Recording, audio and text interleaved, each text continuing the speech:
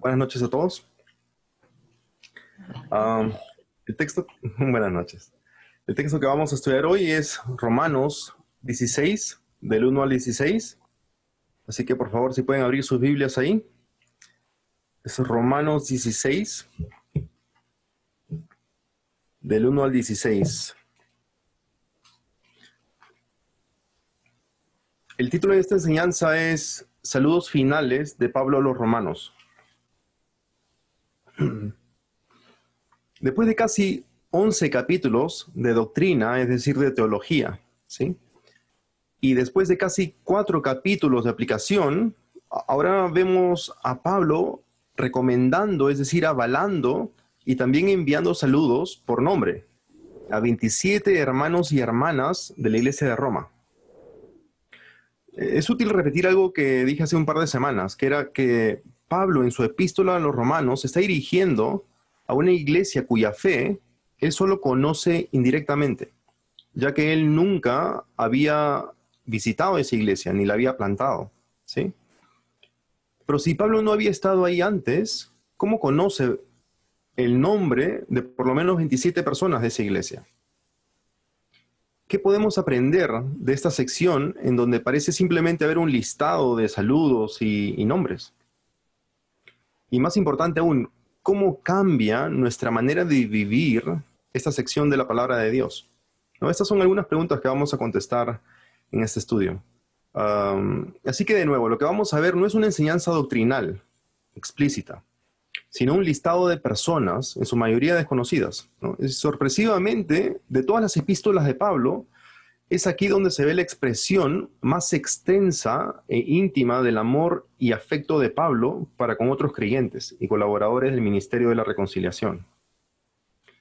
Aquí Pablo recomienda a la hermana Febe y luego saluda calurosamente a los que conoce en Roma y que están involucrados en el ministerio. Es posible que Pablo no conociera personalmente a todas las personas a las que saludaba. Quizás conocía a algunos en virtud de su reputación solamente, ¿sí? Entonces, hermanos, vayamos a nuestro texto, Romanos 16, del 1 al 16. Lo leo de la Biblia, de la Nueva Biblia de las Américas. Les recomiendo a nuestra hermana Febe, diaconisa de la iglesia en Cencrea, para que la reciban en el Señor de una manera digna de los santos, y que la ayuden en cualquier asunto en que ella necesite de ustedes, porque ella también ha ayudado a muchos, y aún a mí mismo. Saluden a Priscila y a Aquila, mis colaboradores en Cristo Jesús, los cuales expusieron su vida por mí, a quienes no solo doy gracias, sino también todas las iglesias de los gentiles. Saluden también a la iglesia que está en su casa. Saluden a mi querido hermano Epeneto, que es el primer convertido a Cristo en Asia. Saluden a María, que ha trabajado mucho por ustedes. Saluden a Andrónico y a Junias, mis parientes y compañeros de prisión, que se destacan entre los apóstoles y quienes también vinieron a Cristo antes que yo. Saluden a Amplias, mi querido hermano en el Señor. Saluden a Urbano, nuestro colaborador en Cristo, y a mi querido hermano Estaquis.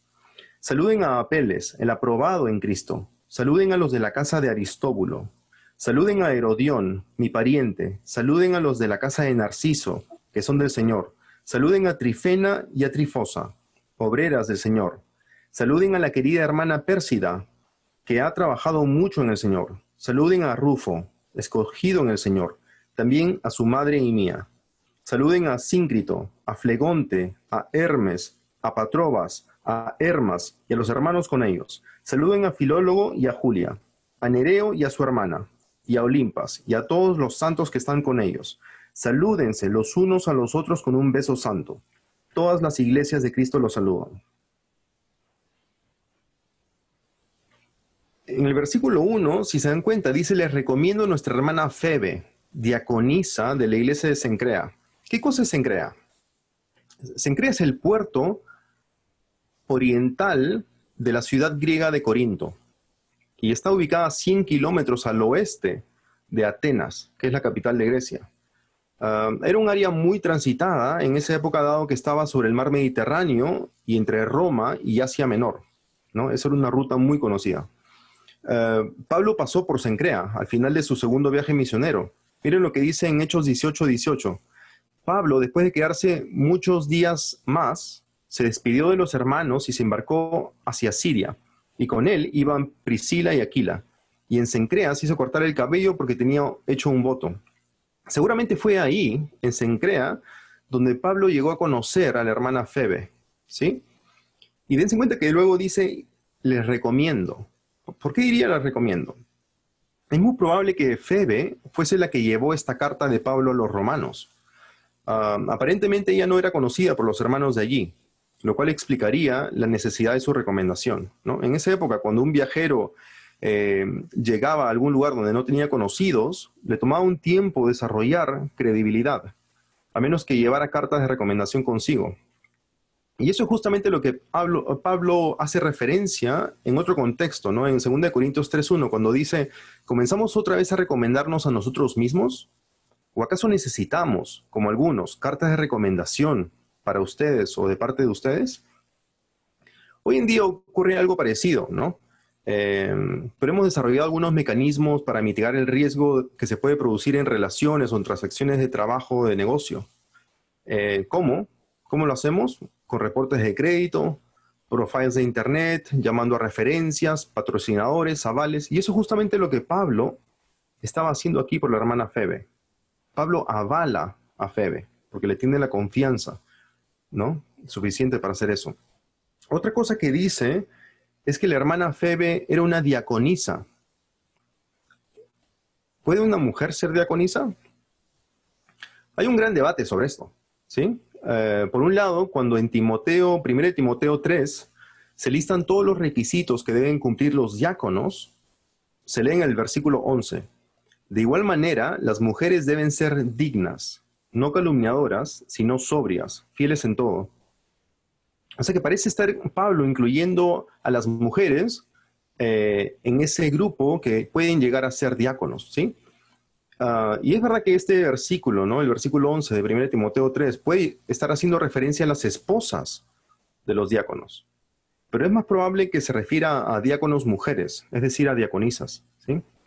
Por otro lado, hay los que argumentan que aquí en Romanos 16:1, cuando se usa para describir a Febe, la palabra griega diáconos, que se traduce literalmente como servidores o servidores de mesa, se usa de la misma manera como se usa para describir en Romanos 13:4 a la autoridad de los gobernantes, ¿no? No sé si se acuerdan.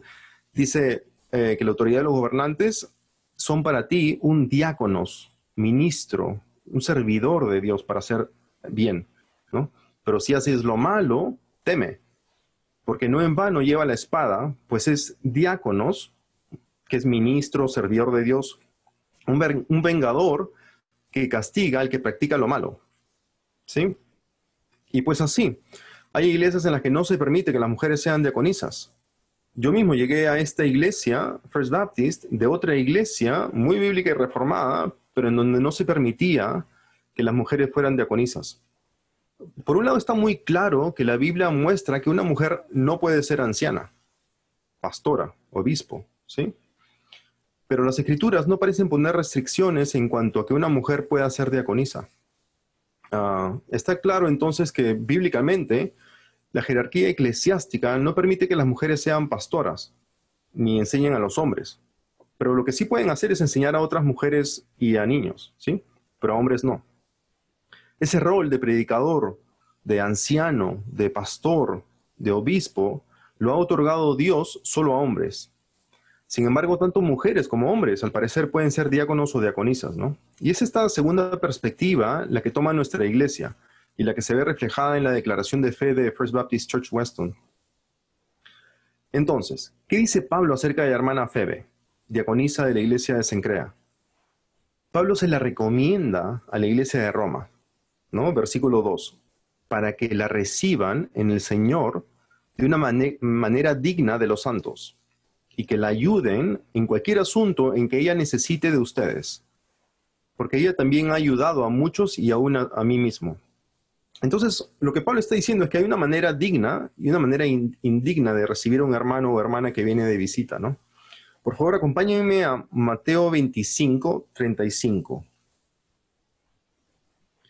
Mateo 25, 35 al 40. Dice ahí, porque tuve hambre y ustedes me dieron de comer. Tuve sed y me dieron de beber. Fui extranjero y me recibieron. Estaba desnudo y me vistieron, enfermo y me visitaron, en la cárcel y vinieron a mí.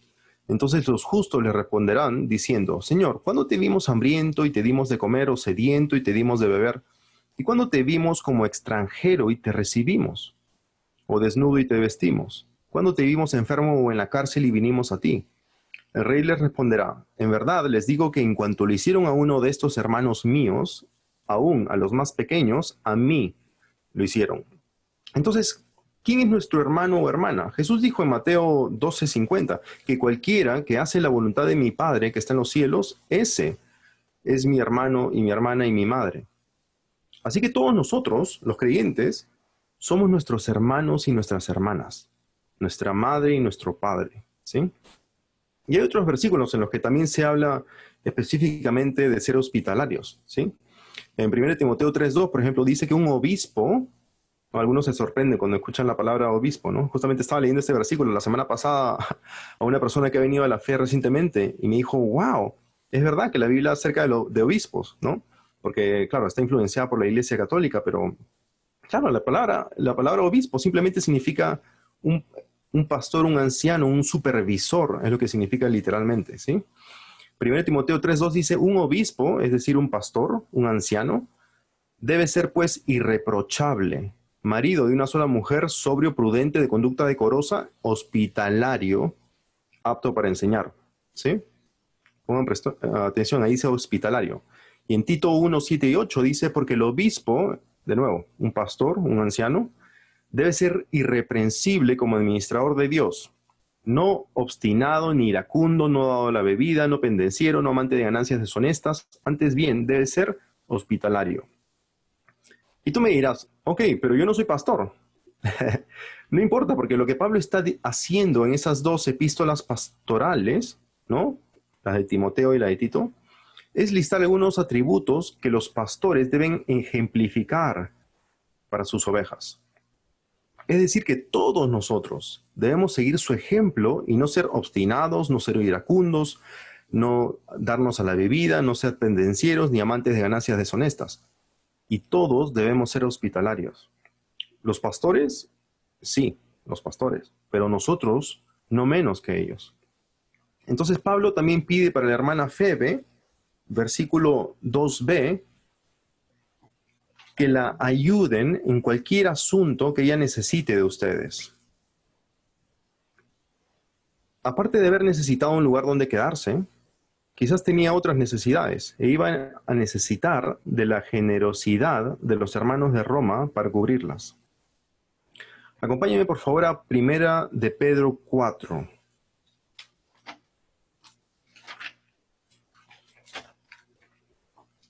Primera de Pedro 4, 7.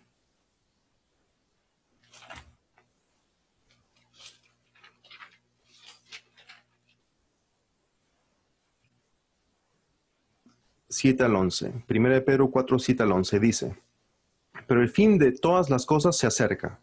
Sean pues ustedes prudentes y de espíritu sobrio para la oración. Sobre todo, sean fervientes en su amor los unos por los otros, pues el amor cubre multitud de pecados. Sean hospitalarios, los unos para con los otros, sin murmuraciones. Según cada uno ha recibido un don especial, úselo, sirviéndose los unos a los otros, como buenos administradores de la multiforme gracia de Dios. El que habla, que hable conforme a las palabras de Dios. El que sirve, que lo haga por la fortaleza que Dios da, para que en todo Dios sea glorificado mediante Jesucristo, a quien pertenecen la gloria y el dominio por los siglos de los siglos. Amén. Pero alguien dirá, uy, pero no nos da toda la vida para hacer todo esto a todos, ¿no? Por eso el Espíritu Santo es tan sabio, ¿no? Y nos dice dónde debe estar nuestro enfoque, nuestra prioridad, ¿sí? Eso lo vemos en Gálatas 6:8. Si por favor me acompañan allá. Gálatas 6:8.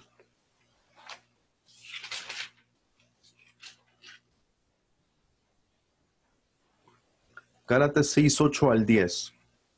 Dice, porque el que siembra para su propia carne, de la carne segará corrupción, pero el que siembra para el Espíritu, del Espíritu segará vida eterna. No nos cansemos de hacer el bien, pues a su tiempo, si no nos cansamos, segaremos.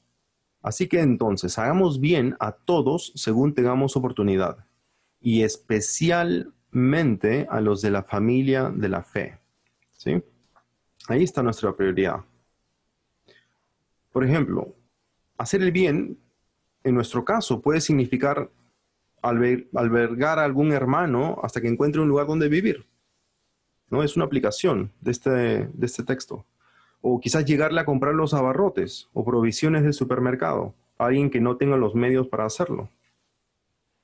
Puede ser leerle la Biblia a alguien que no lo puede hacer por cuenta propia. Quizás es una persona ciega, quizás está en el hospital o algo así, o en un estado así.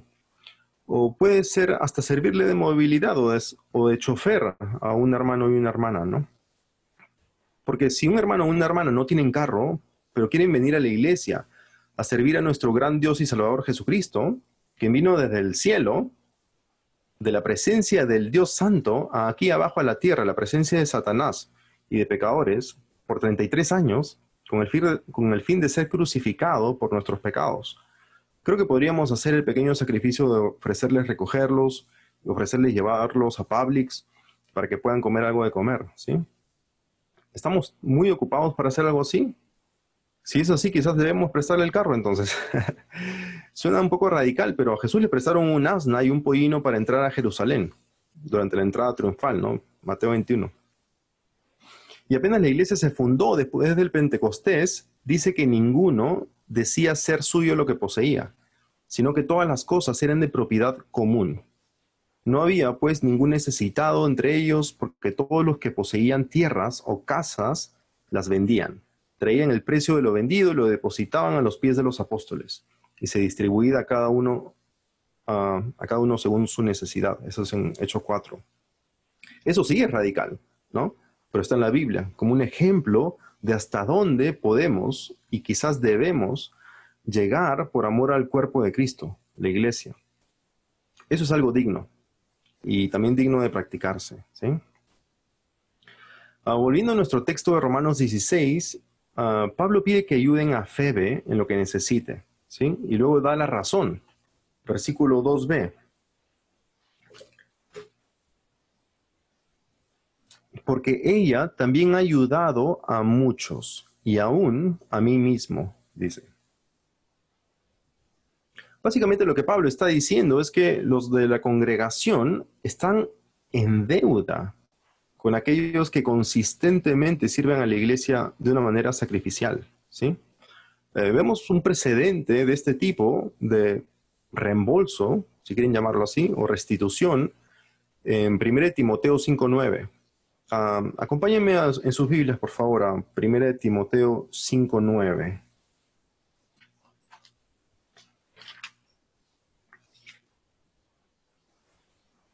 Es 1 Timoteo 5:9 y 10.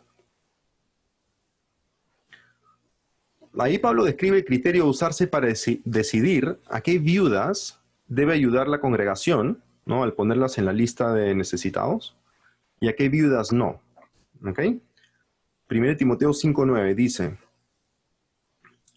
que la viuda sea puesta en la lista solo si no es menor de 60 años, habiendo sido la esposa de un solo marido, que tenga testimonio de buenas obras, si ha criado hijos, si ha mostrado hospitalidad a extraños, si ha lavado los pies de los santos, si ha ayudado a los afligidos, y si se ha consagrado a toda buena obra. ¿No? Básicamente esos son los requisitos que esta viuda necesitaba para llegar a ser puesta en la lista de los necesitados y que la congregación la mantenga, básicamente, ¿no? Y en cuanto a la hermana Febe, la restitución era por su devoción a la iglesia de Cristo, ¿no? Prácticamente se le daría un reembolso, ¿sí? Que era la ayuda que Pablo estaba solicitando de los creyentes de la iglesia de Roma para ella. ¿Por qué? Por la manera como ella había servido a los santos, incluyendo a Pablo, ¿sí? Versículo 3, volviendo a Romanos 16.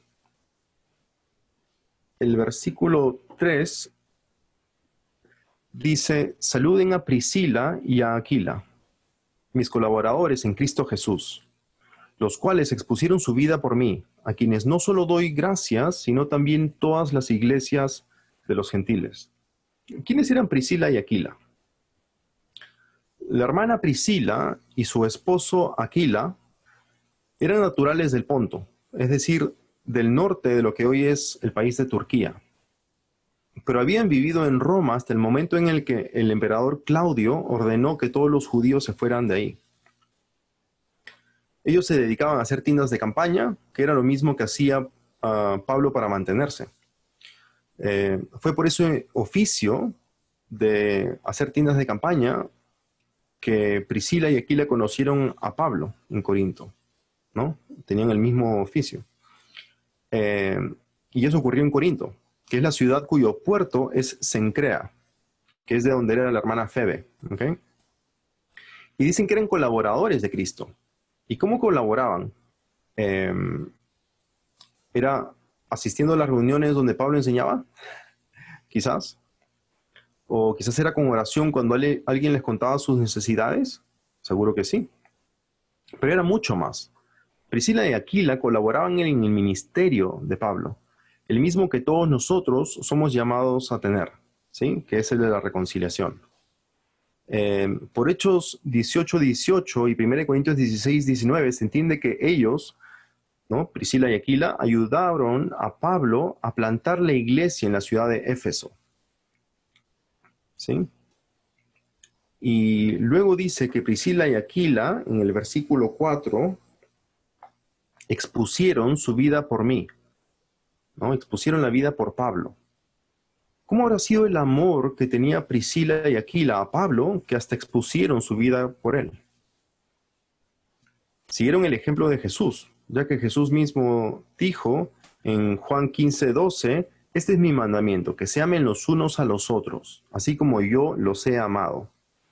Nadie tiene un amor mayor que este, que uno dé su vida por sus amigos, ¿sí? Ese es el mayor sacrificio que uno puede hacer por otro, ¿no? Dar su propia vida. Pero si no estás dispuesto a entregar tu vida, de todas maneras se nos insta a amar compartiendo lo que tenemos, ¿no? Acompáñame por favor a Primera de Juan 3. Primera de Juan 3:14.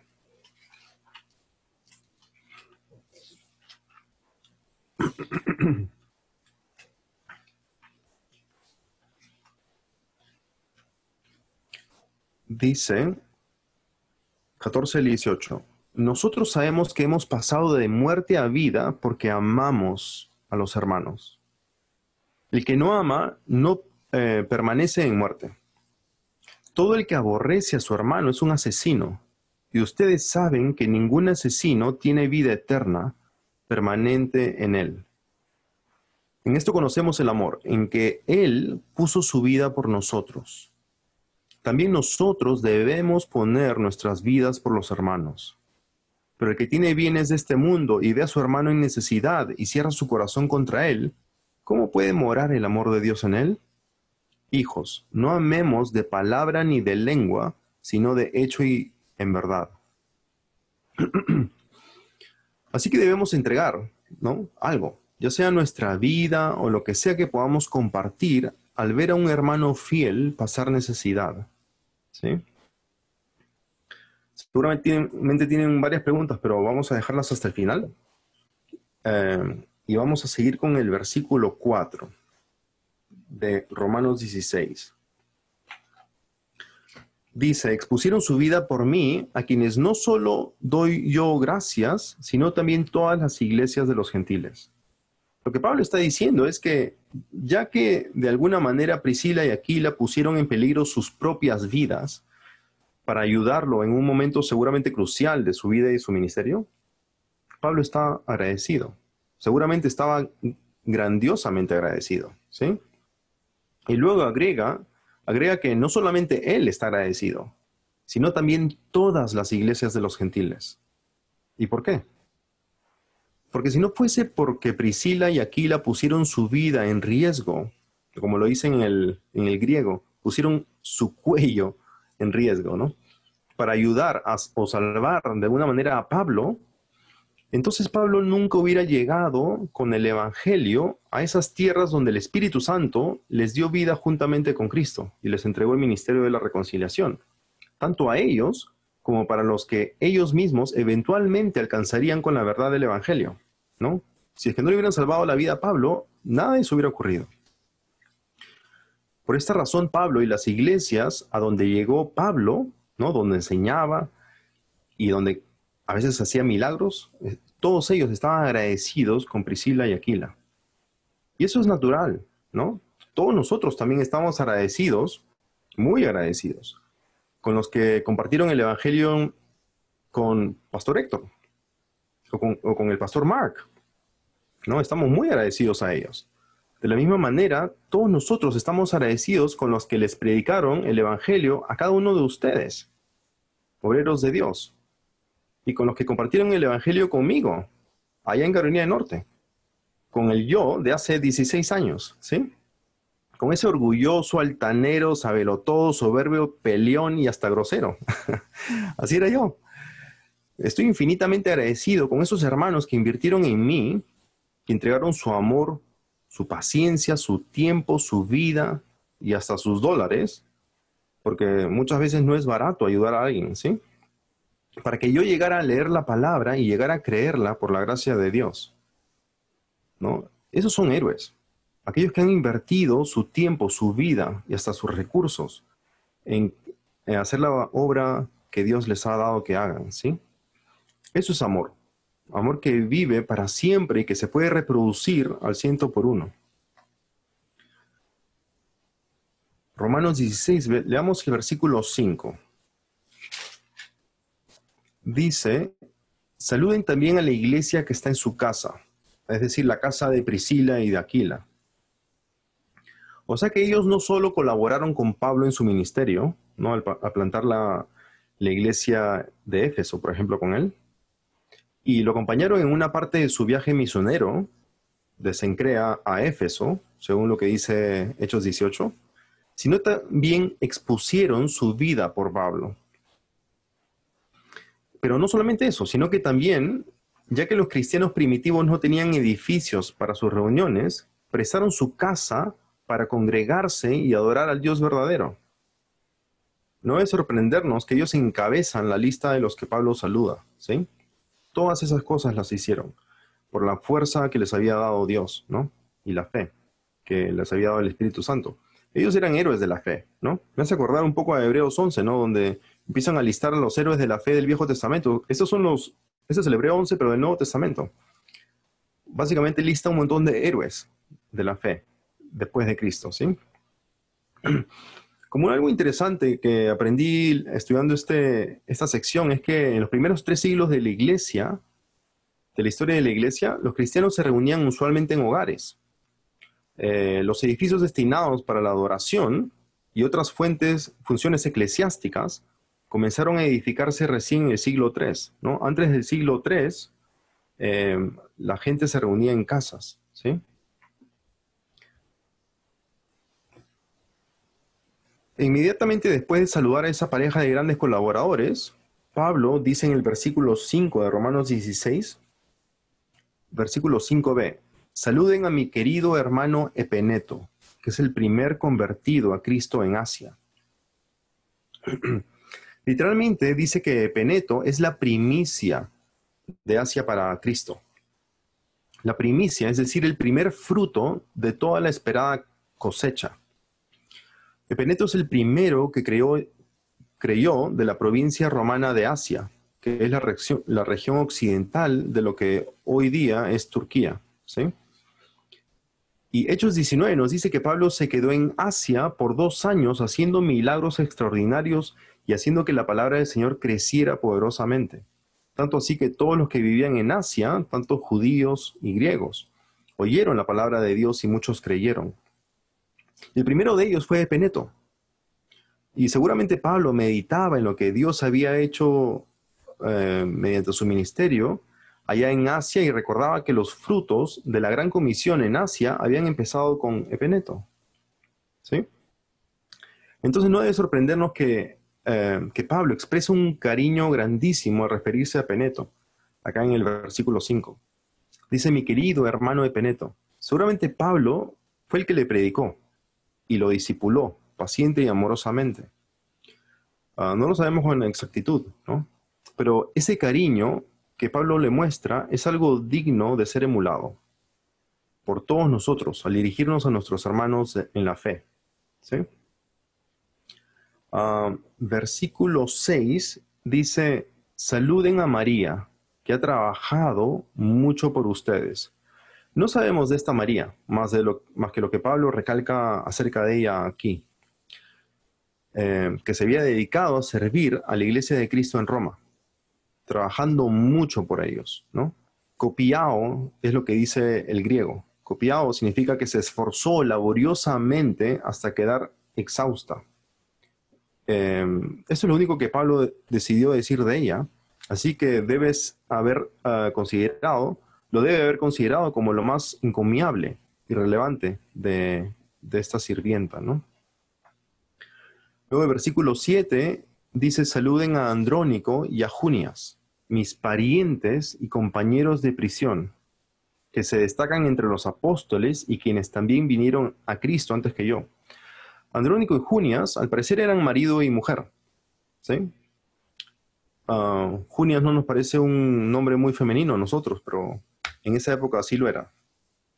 Y cuando dice que ambos se destacan entre los apóstoles, no quiere decir que ambos eran reconocidos como apóstoles, ¿no? Un hombre y una mujer, sino que ambos eran reconocidos entre los apóstoles, ¿no? Este esposo y esposa eran reconocidos entre los apóstoles. Es decir, que tenían su reputación por haber estado en una prisión, probablemente por su obra en el ministerio y por llegar a los pies de Cristo, inclusive antes que Pablo. ¿Sí? Y dice Andrónico y a Junias, mis parientes. Esa palabra traducida parientes es singeneis en el griego, que significa congénito, ¿no? Y esto hace referencia a su parentela. Es decir, que eran judíos, al igual que Pablo. ¿Okay? Luego dice compañeros de prisión. ¿Prisión?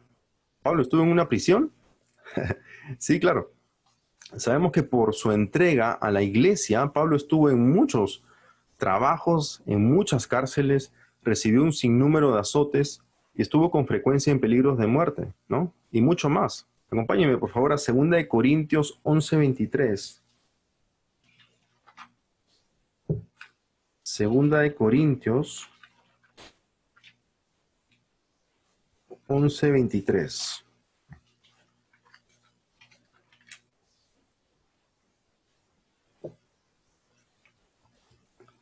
Según de Corintios 11:23 al 29. ¿Son servidores de Cristo? Hablo como si hubiese perdido el juicio.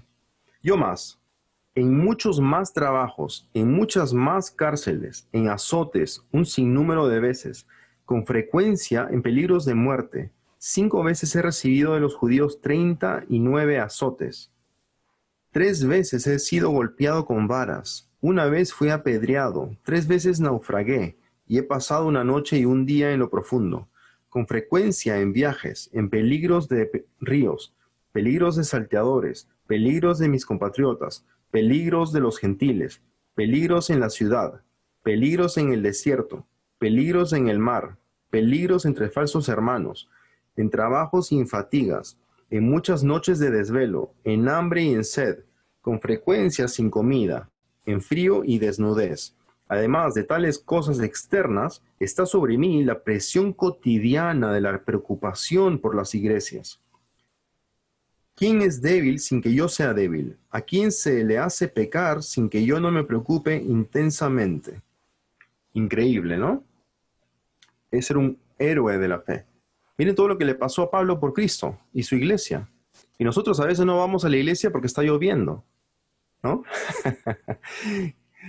Sí. Las demás personas de esta sección de Romanos 16 realmente no son mencionadas en otros versículos del Nuevo Testamento, ¿no? Pero podemos leer desde el versículo 8 en adelante. Romanos 16, 8 al 16. Saluden a Amplias, mi querido hermano en el Señor. De nuevo, se está dirigiendo muy cariñosamente a esta persona, ¿sí? Saluden a Urbano, nuestro colaborador en Cristo, ¿no? Era otro que tenía un ministerio de algún tipo. Y a mi querido hermano Estaquis. Saluden a Apeles, el aprobado en Cristo. Lo que está diciendo es que, dadas las acciones que esta persona mostraba, era definitivamente aprobado en Cristo, ¿sí? No porque se salva por obras, sino porque sus obras hacían claro que era una persona que era aprobada por Cristo. Luego dice, saluden a los de la casa de Aristóbulo. Después de leer varios comentarios, lo que llegué a la conclusión es que cuando dicen saluden a los de la casa de, se refiere a que estas personas tenían muchos esclavos, y esos esclavos, muy probablemente, dado que son saludados acá en esta sección, eran creyentes, ¿sí? Versículo 11. Saluden a Herodión, mi pariente, ¿no? Es otro judío. Saluden a los de la casa de Narciso, que son del Señor, ¿no? Se refiere a los esclavos de Narciso. Saluden a Trifena y a Trifosa, obreras del Señor. Esos nombres básicamente nos hacen pensar que Trifena y Trifosa eran un par de hermanas gemelas, ¿sí? Saluden a la querida hermana Pérsida, que ha trabajado mucho en el Señor. De nuevo, otra persona que se gastó por el ministerio. Saluden a Rufo, escogido en el Señor. También a su madre y mía. Saluden a Síncrito, a Flegonte, a Hermes, a Patrobas, a Hermas y a los hermanos con ellos. Saluden a Filólogo y a Julia, a Nereo y a su hermana, y a Olimpas, y a todos los santos que están con ellos. Salúdense los unos a los otros con un beso santo. Todas las iglesias de Cristo los saludan. En algunos de estos saludos se puede palpar el cariño que tenía Pablo por estos hermanos, ¿no? Noten que después de saludar por nombre afectuosamente a todos estos obreros de la fe, les dice que se saluden entre ellos de una manera cariñosa, que en esa época, en esa cultura y sociedad específica, era darse un beso santo, ¿sí? Un beso inocente en la mejilla o en la frente, era lo que acostumbraban. En Latinoamérica tenemos una práctica parecida, ¿no? Que se ha dejado un poco de lado acá en esta cultura anglosajona. Pero el punto es que debemos de saludarnos, ¿no? Cariñosamente y mostrar el amor que nos tenemos de hermanos, ya sea con un buen apretón de manos o con un abrazo de hermanos, o ahora que estamos en la época del COVID, levantando y moviendo la mano a 6 pies de distancia, pero algo, ¿no? Algo para mostrar nuestro cariño. ¿Y qué dicen ustedes? Si Pablo hubiera venido a visitarnos, ¿no? A First Baptist, y luego se fuera para luego enviarnos una carta como esta, ¿tu nombre estaría en esa lista? Eso es algo para meditar, ¿sí? Oremos, hermanos. Señor nuestro, por favor ayúdanos a no olvidar que tu iglesia la ha construido Jesucristo, pero usando las manos y los pies de personas como nosotros, de aquellos que por el Espíritu Santo le han dedicado quizás años, algunas décadas, y muchos su vida entera para tu obra, sirviendo a tu pueblo. Ayúdanos a ser como estos servidores que Pablo mencionó por nombre. Gente que se entregó a su congregación, a sus hermanos y a sus hermanas, por amor a tu nombre y para tu gloria, Señor. Santifícanos, Padre. Ayúdanos a ser más como Jesucristo, de gloria en gloria, todos los días. En su nombre te oramos. Amén.